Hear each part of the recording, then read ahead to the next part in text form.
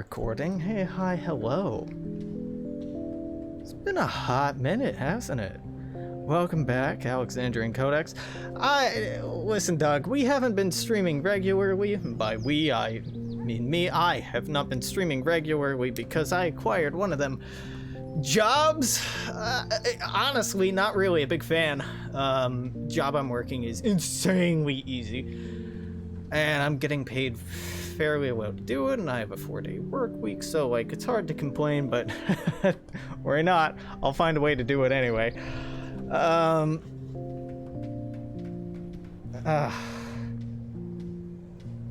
Yeah, things are going reasonably well for me. Islanders has always been a sort of focus, mostly talk kind of game for me, which is why I wanted to hop into it. I've been pretty anxious, honestly, about reception to the freelancer mod that I put out a couple months ago. Oh god, it's been so long. Because I've kind of stopped development on it since I picked up this job, because it ate up a lot of my time and I had to adjust to, you know, being a night person again and yada yada yada. I was worried that a lot of the comments and feedback and stuff like that I've been getting would be like, oh, hey, this dev abandoned this project. So common, happens all the time, such a disappointment. God, why can't there be any good project, etc, etc, etc, because Stellaris modding community is well, Paradox communities are kind of toxic. You know, it is what it is. No, not what happened. All of the messages and comments I had were very positive, enthusiastic, excited, just kind feedback. Caught me off guard. Obviously, from the way I was describing the community. Feels good, man. Feels good.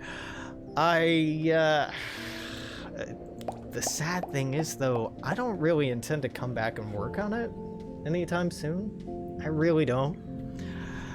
Because I'm pretty busy, and I really... Wow.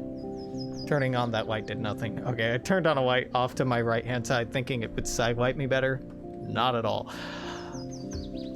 I have such little enthusiasm to returning to modding Stellaris right now, just because it's a game I'm not getting a lot of enjoyment out of playing.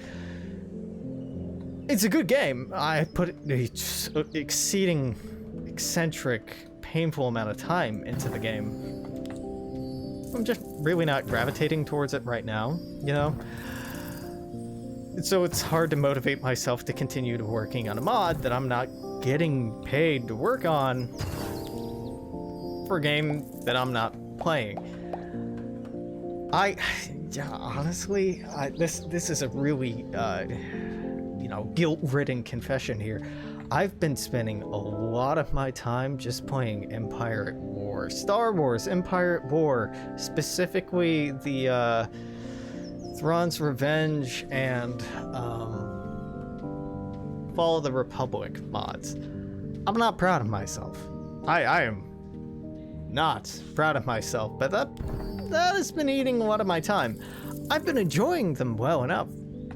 Pretty well-made mods, great team behind it, like obscenely impressive amount of time that they put into the project, like holy shit. But I don't really want to stream it, right? Like, it's fine, it's good even, but like, I don't really want Star Wars content on my social media accounts, because the Star Wars communities are viciously toxic and just unpleasant. I hate the Star Wars fandom to my core. They are xenophobic, homophobic, transphobic, garbage people who think that they understand this intellectual property that they fanboy over and completely miss the fucking point. And they're just fucking insufferable. I mean, I could throw some more phobias on there, like they seem to hate women, and like they don't seem to care a lot for minorities either, and just from the reception of the broader Star Wars community towards trends and inclusions in more modern Star Wars adaptations. And man, I have never really been happier to be am I really gonna fail out here? Oh god. The shame. I should have put this on okay, well we're just gonna fail out here. I remember when I was good at this game.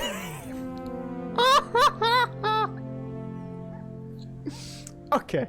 Alright, yeah, it's been a hot minute since I played this game, and I've had several margaritas. Really not expensive margaritas at a great bar near me that I won't name.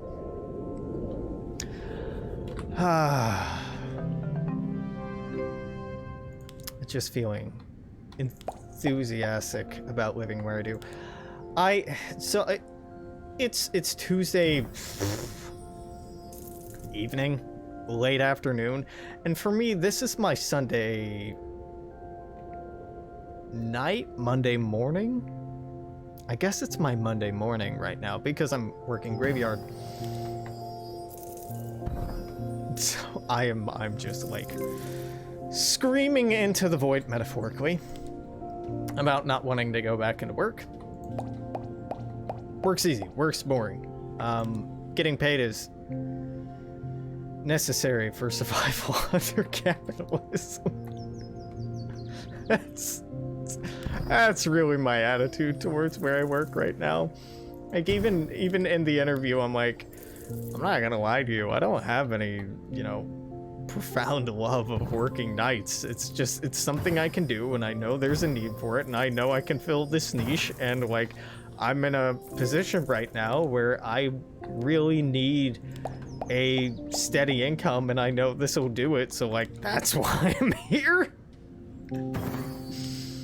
I got the job because they were desperate, and also I'm really good at doing this job. I just kind of don't respect it. Don't think it's a real job, and kind of resent it because I don't really see what I'm the value that I'm adding to society. I see the value in the position. The value in the position is I make rich people more comfortable. And rich people will pay a lot of money to feel insulated, isolated, and protected from the rest of the world. And that's effectively the service I'm providing. So, don't get me wrong. I see where the money is coming from. Do I like that the money's coming from there? No. No, I don't. This is the issue I ran into last time I worked. Essentially, this position was... Ethically, I run into so many conundrums and quarrels with I produce nothing but the comfort and the false stability of the, owning class. And that'll eat at you. That'll eat at you if you are, as I am, a good-for-nothing Red Hydra socialist. But it's enough for now. I have no specific aspirations as to what I want to do after this or next or whatever else. I regret in every fucking fiber of my being leaving the IT job that I had because I actually cared about it and I felt like I was doing good work. The flip side, however, was I cared about it and I felt like I was doing good work, so I couldn't fucking stop thinking about it when I was off of work. So I was exhausted all the time. And I couldn't turn my brain off at all, and it was awful. And it wasn't sustainable, and I knew I'd burn myself out. but I didn't want to burn myself out, so I left because I felt like they deserved more consistent help. Better help. And I got paid. I was getting paid like $21.50, can't remember. An hour there. I'm getting paid $23.50 right now. My wage there would have went up over time to $25 an hour by the end of the year, but it was because I've had no real experience in working IT before, and they wanted to try me out on a, trial basis, and I knocked that ball the fuck out of the park. And they were very sad to see me go, and I was very sad to, make the decision to go, but I felt like it was the right decision at the time, and I do still feel like it was the right decision for me, and more importantly, oddly enough, the people that I worked for, the nonprofit that I worked for, well, the nonprofit that I was contracted out to by the for-profit contractor that I work for, no, I liked and respected them too much. And that is some bullshit. That is some absolute bullshit. For the amount of garbage that I talk and let's say wokeness. I wouldn't describe it that way. That I, strive to embody. It is rare that I would find an employer that I'm like, hey, your needs supersede mine. But when those needs are providing medical service to vulnerable communities without an interest towards a profit margin, your needs supersede mine, and if I can see a way that you would benefit from not having me around, I want you to not have me around. And that fucking sucked.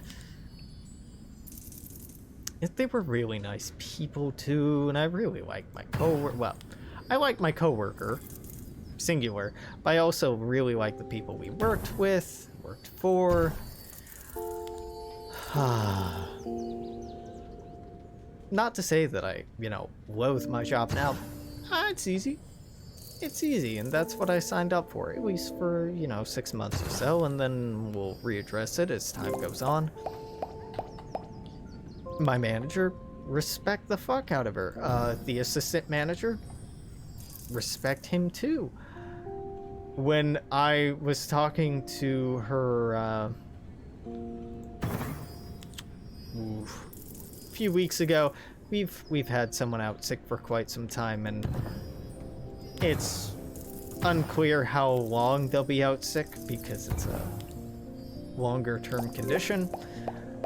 I joked, well, what was I gonna do? Say no to coming in early and working a 12-hour shift? And she very seriously said, yes. Yes, Alex, it's very important to me that everybody here can say no and know that it's okay to say no. And that's such a rare thing to hear from management. I know it's okay to say no. Buddy, I thrive in saying no. Love that. Hearing it, though, makes me want to say no less, which is kind of the game, right? It's a good management hack. If you want your people to call out less and work more overtime, tell them that they don't have to and you respect their time. Then they'll feel a sense of belonging, participation within this community, and they'll be more inclined to put more of themselves into it because they feel a perhaps false, perhaps real sense of camaraderie, sense of community, right? That's tricky. Is it real? Is it false? Doesn't matter if it's real or false. I think it doesn't matter if it's real or false. You should be very adamant about your boundaries. What's healthy for you, what's not healthy for you, regardless of the extenuating circumstances.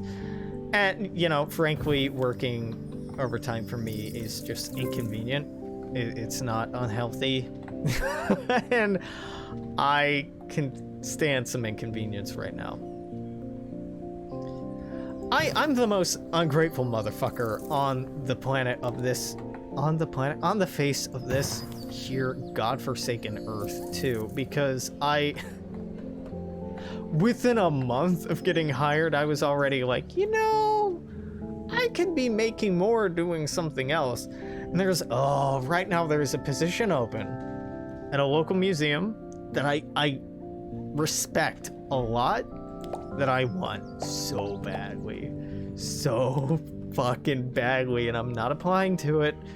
I'm not applying to it because I know at least for the duration of August they actually need me where I'm working right now. Somebody's going to take a long vacation. They'll need coverage. And without me, they don't even have basic coverage, and a lot of people are working overtime right now. And I knew that going in. I told them I didn't have any plans for the summer, and I feel like it's just courtesy to at least stick with the position for 6 months after starting, so long as you don't see any, you know, red flags, and I don't.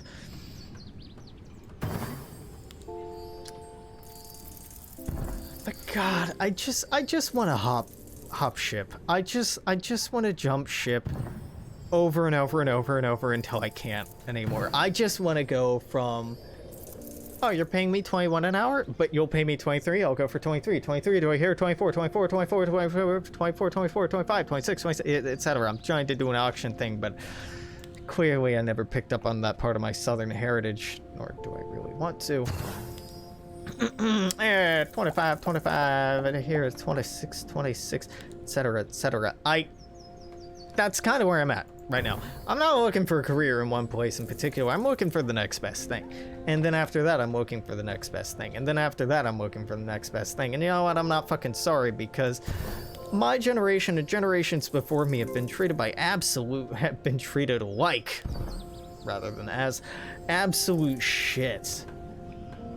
Demoralized and disempowered by this god-awful neoliberal capitalist system that I'm forced to exist within. So if I can find a way to just fuck you, I got mine, with respect to employers, there is a very real temptation just to do that over and over and over and over and over and over and over and over and over. No, I don't feel any sense of loyalty to most places that I've worked, and I say most because there are places that I've worked. I was talking about one earlier tonight while out with a friend of mine grabbing a few beverages of the adult variety. There are some places I'd love to go back to that I felt a lot of satisfaction and pride in my work that paid minimum fucking wage. So I can't go back to. Even though I love the work, I respect the hell out of the people that run the companies. No, can't do it. And so I get positions that pay me better, but I respect and enjoy less. And man, our socioeconomic system here in the United States is hot garbage, hot trash, and I fucking hate it. Wow, Alex, that's really groundbreaking stuff you're saying here.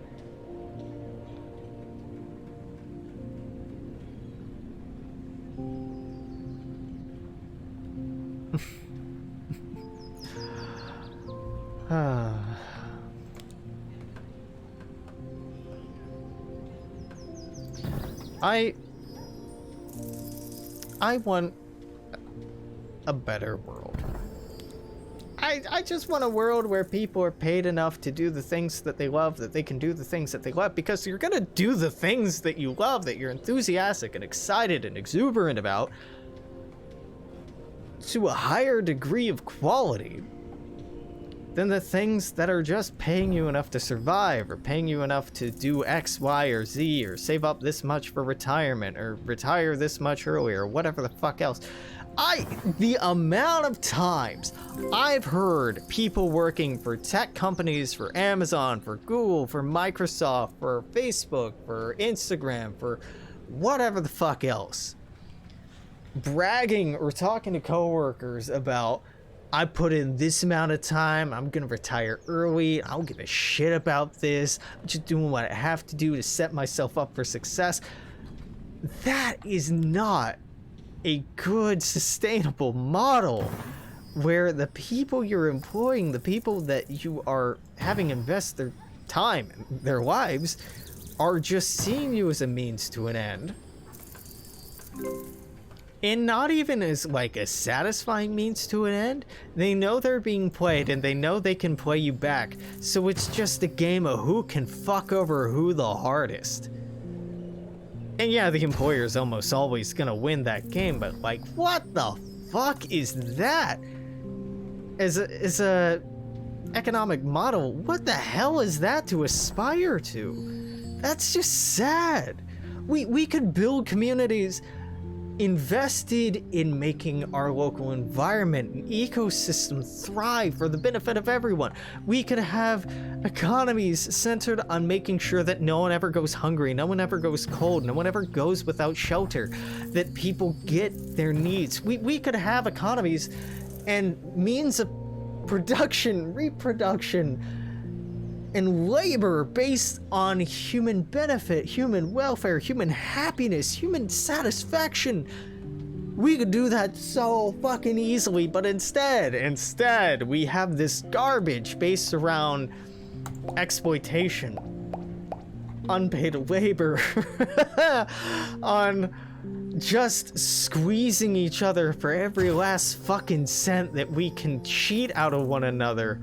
And this idea of ever-increasing productivity, of ever-increasing profit in a finite planet with a finite labor force. Talking about like, unemployment's doing great. No, it isn't. The real unemployment rate is something like 23% right now.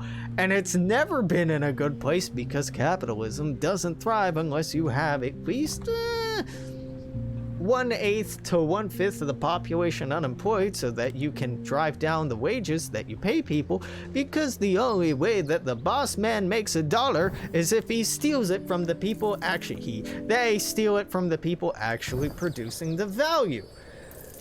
That's Marxism 101, baby. That's simple math. And you know, if it's sounding like I'm just spouting out bullshit, that's okay. It's not, and I encourage you to delve into reading Das Kapital. Is it enjoyable?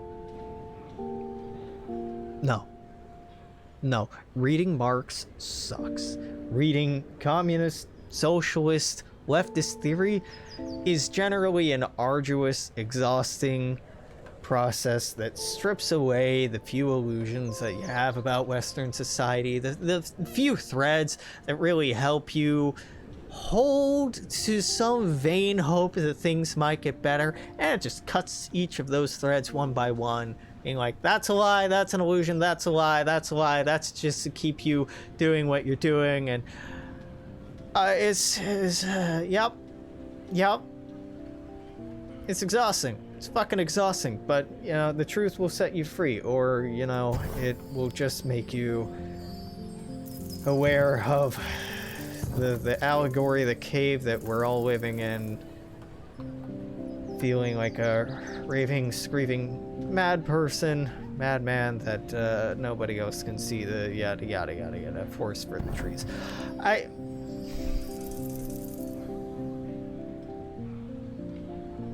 If I could, I wouldn't go back to being more ignorant. I wouldn't. I just want to complain. I just want to complain. I just want to complain that I was handed this piece of shit planet, the condition that it was in, that the last, 110, 120 years of American history have just been, painfully, bitterly,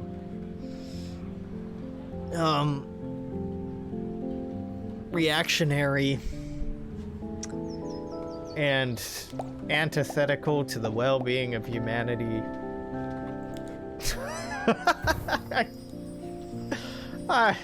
I'm trying so hard to be like, all right, pivot, Alex, pivot, say something positive. And I'm like, what if I just keep being negative. What if I do that instead? So I had the brilliant fucking inspired idea of rereading through People's History of the United States. Because I work overnight now, I have a lot of free time to either work on projects or read up on things or just sit around staring into the void. And I gotta tell you, man, staring into the void, not a good way to make an 8.5-hour shift pass quickly. So finding hobbies it is. Reading through A People's History of the United States in these most accursed of times that we live in. These are the worst of times, these are the best of times. You know, there have never been any good times, everything's been terrible forever. One of the best things I heard from any of my college professors in the entirety of my extended academic career, she was right. Everything has been terrible forever. There were no good old days, and any kind of sentiment of the good old days is just a lie.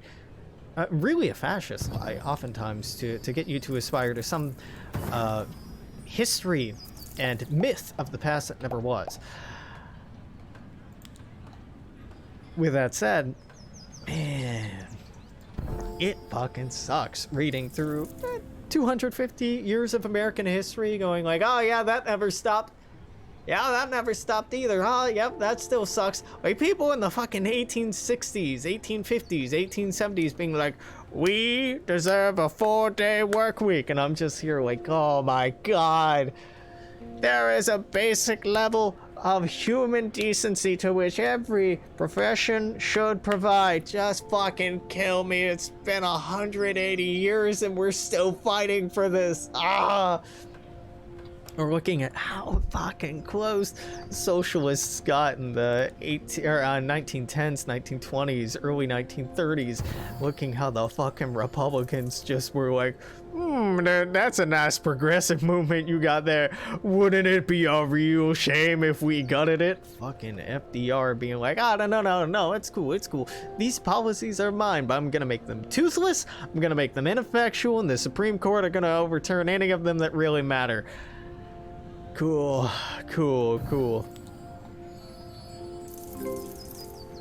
And like, oh my God, in writing about the 1960s, 1970s, and 1980s, the author, oh my God, why can I not remember his name? People's History, I know the audio, Howard Zinn, my God. Reading Zinn write about like, the violence against the African community, or African American community, and Zinn is interesting in that he doesn't use consistent terminology to refer to the African American community. You can tell it's a white guy, clearly uncomfortable in the early 90s, trying to say the right thing, but not knowing what the right thing is. Like, he jumps between, like, the 1700s and 1800s, he refers to black people commonly as black people, African American, and then Negro shows up a lot, and I'm like, wow, that's dated. We don't hear that a lot from white people anymore. And then, like, he just kind of goes through the three off and on. It's probably because he's referring to authors at the time and verbatim what they said, or the language at the time, but still, it feels a little like he's not sure what to or what not to say.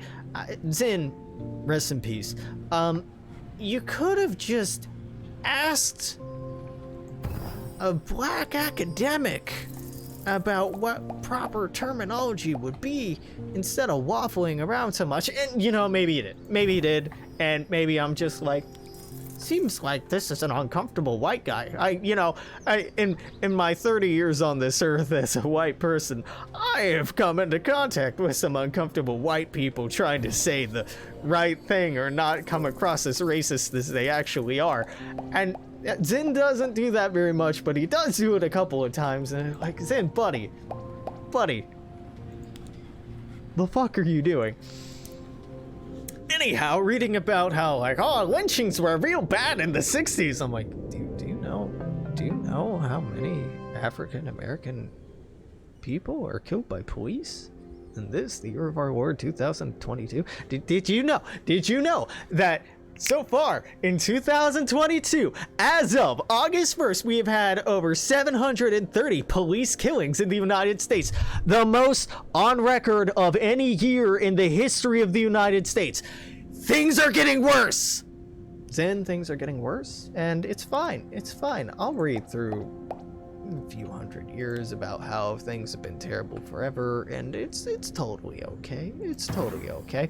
And now fairly, an argument might be made like, hey Alex, it sounds like maybe for your mental health this isn't the best thing, and like, you know, for your perception of the world, hope for humanity, hope for your own personal future, the future of your family, your loved ones, etc., etc., this might not be the best thing to dig into. And at that I disagree.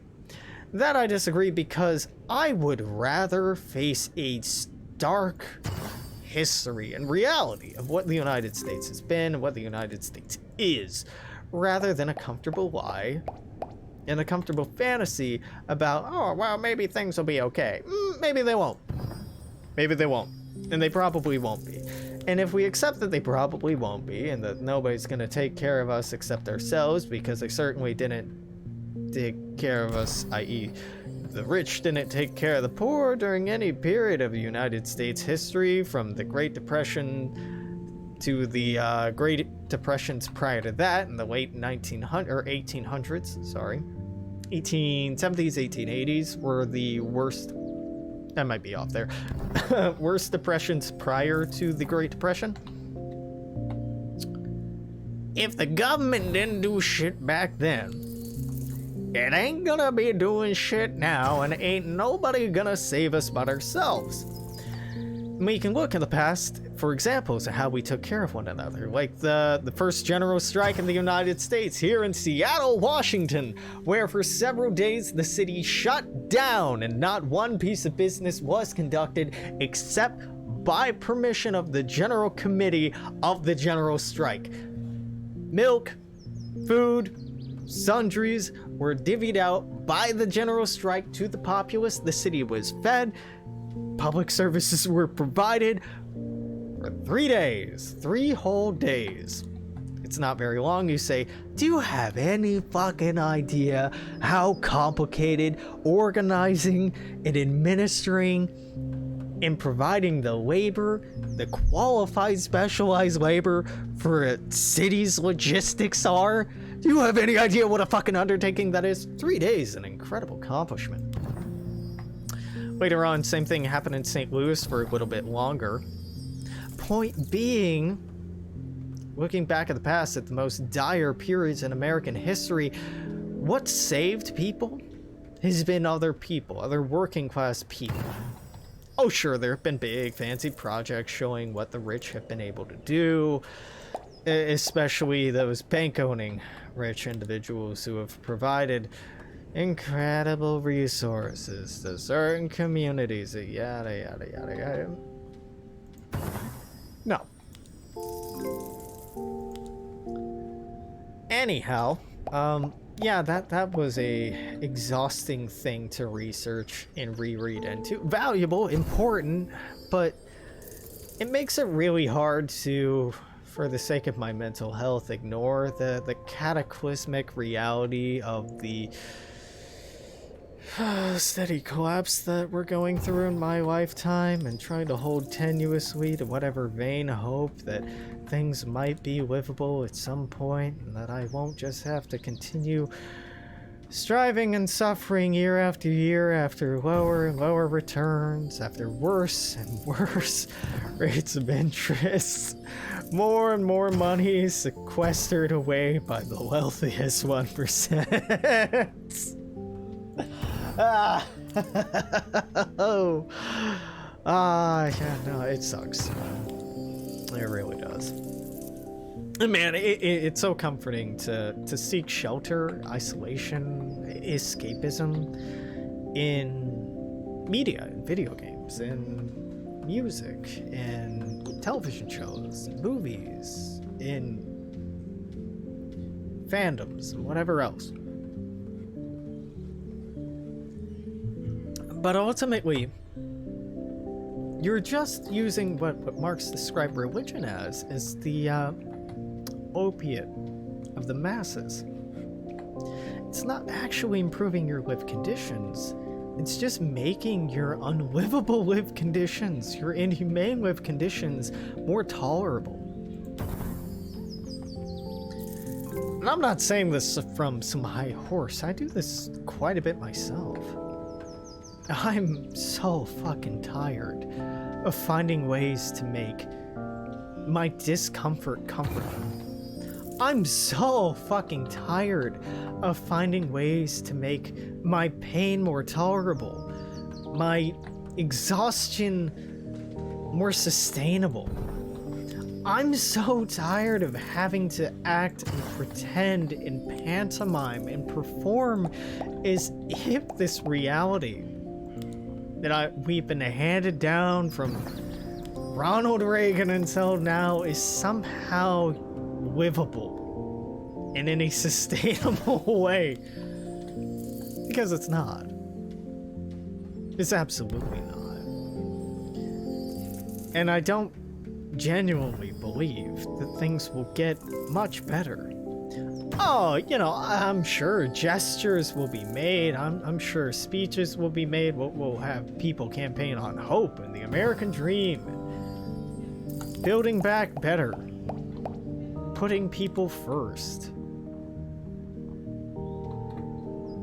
I don't think we'll see it.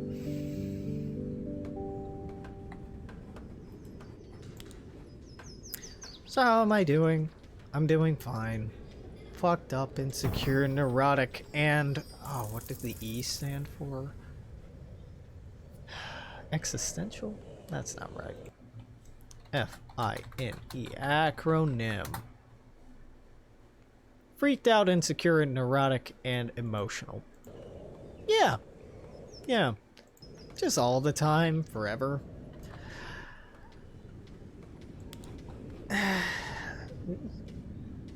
And I'm not unique in that. And that's the part that makes it harder. It's so many fucking people are struggling right now.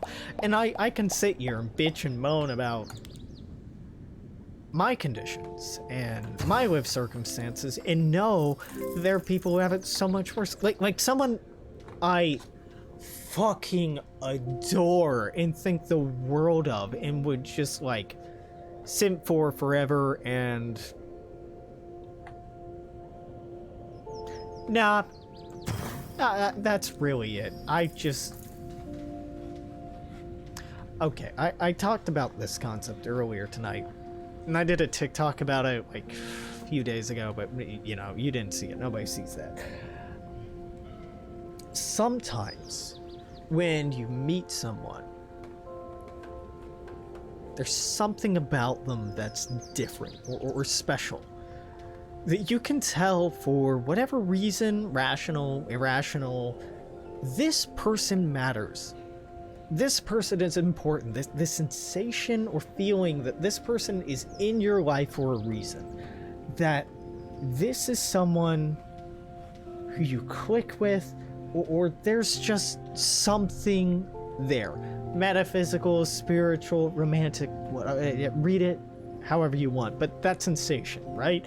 And if you're listening to me say this and be like, I have no idea what you're talking about, well, then, you know, I'm crazy and just simping. Yeah, just read it that way. Somebody I care a lot for is having a bit of a hard time right now.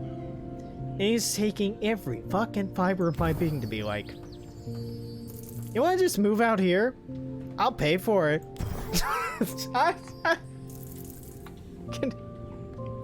Can like, I just fly you out here and give you a hug? Can I do that? Like, I can take care of myself sometimes. I can sustainably take care of myself, and it would give me joy, satisfaction, and fulfillment to be able to use what I have in excess of taking care of myself and care for you. And that's fine and good and whatever. If, like, I knew the person really well, we were super close, we grew up together, nope. They were someone I realized was a Twitter mutual in like 2020. I have no idea how we added each other, and I just think they're fucking great and adore them and want the world for them and am bitterly, angrily advocating for them.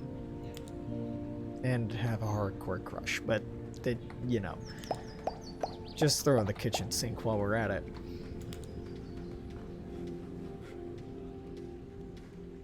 Yeah, no, it'd be a bit weird to be like, hey, just like, let me help in this extraordinarily exorbitant, extravagant way. But like, dog, oh, come on, just clip in there. I can see that you'll, bitch. Just do it.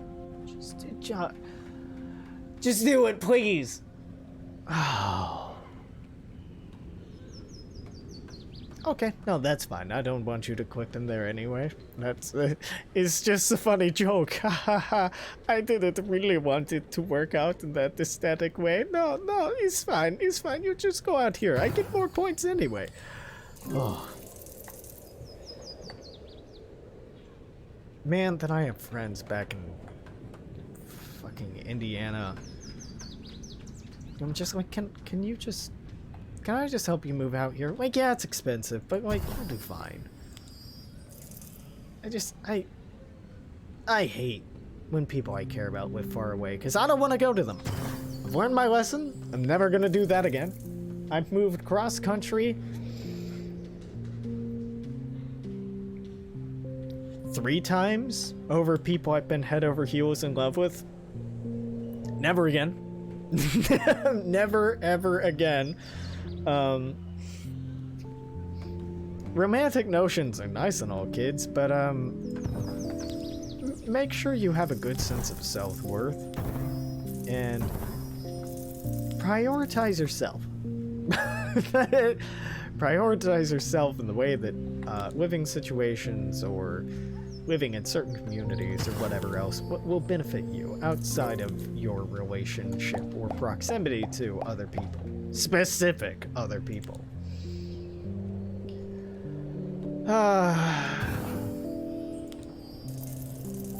I don't know, things are fine. I haven't been streaming because I don't feel like I have much to contribute, much to add. I've been recording shit or programming stuff. Like, honestly, on my days off, I'm just really trying to make a proactive effort to go outside, enjoy the sun, see people that I care about, get laid. You know? Your life's essentials, right? And I feel very guilty about not working on the projects that I've started, not better maintaining them. I would really like... It would be a dream for me to be able to have a career where I work in game development. I don't think it's a realistic goal, though. I really don't. And that's okay. Because fantasies are important.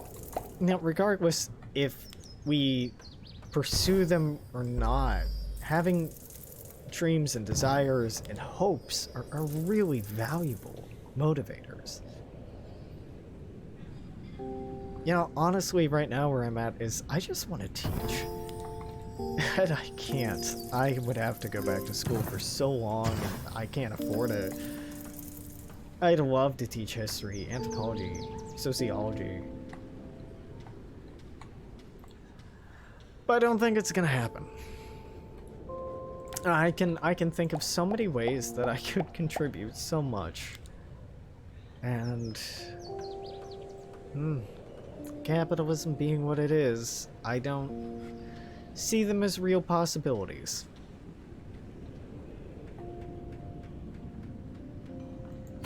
And as much as I want to complain about that, I still have to appreciate that I'm so fucking privileged. I'm so lucky. I am in such a comfortable position. And And I am truly, truly fortunate to have everything I have.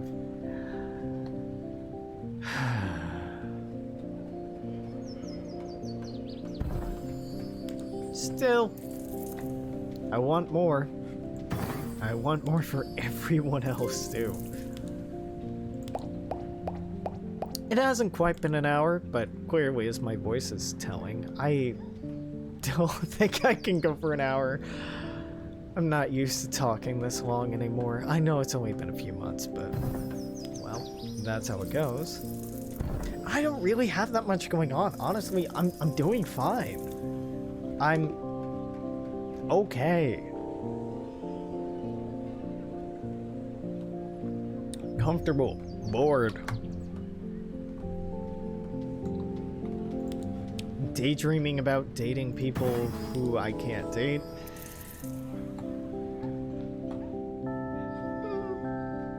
Can't? I don't know about can't, but I'm not dating. Wanting to do more than I'm doing. But as frustrating as it is to have a dream or a daydream or a desire or a fantasy that you're not fulfilling, it is so satisfying to want things, to have dreams, to have desires, to not be numb and turned off and disassociative. Because I've been that for a very long time. And when I describe how passionately I feel about things that I am upset about or dislike or whatever else, a lot of people can read that as me being a fundamentally unhappy person, a dissatisfied person, but I am so grateful that I can live in the vicious, bitter, exhaustive, unapologetic pursuit of dreams, dreaming more, better. And I hope that I never, ever reach the point where I forget how to hope for more. The day that I'm content, I think, is the day that I die. Maybe not my body, but I think in spirit. Some part of me, some big part of me, never really wants to be happy. I want the drive, the push, the hunger, the ambition of wanting better.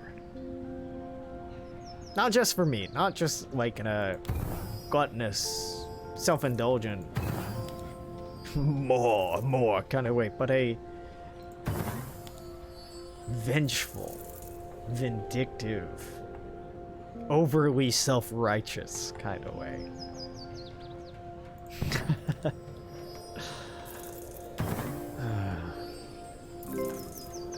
I'm tired, and I hate having to work. I hate that we don't live in a better world. I hate that things are as bleak and exhausting as they are these days. I hate that so many rights, freedoms, and privileges are year after year, decade after decade being walked back, further restricted. I hate how hard it is to hope. But I'm so glad that I haven't forgotten how to. That I'm too fucking angry to forget how to. It's not some positive, like, optimistic thing. I am so fucking angry and bitter. And I'm so glad for it.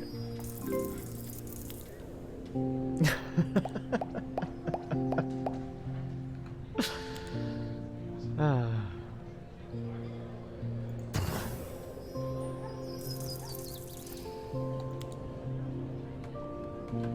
And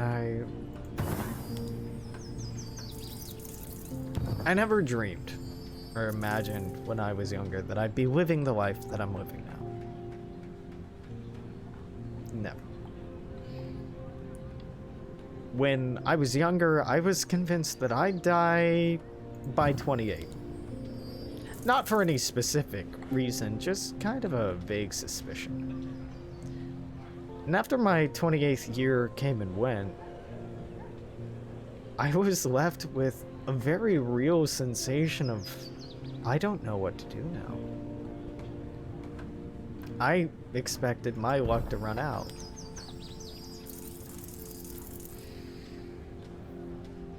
So I'm very happy for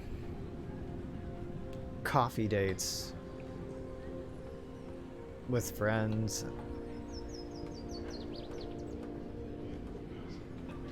The righteous anger of having to live in this capitalistic hellscape that we do. Because I'm alive. Oh, very much so. Tired. But happy to be here. I think we're gonna wrap up here. It's 52 minutes, not quite an hour, but I can live with that.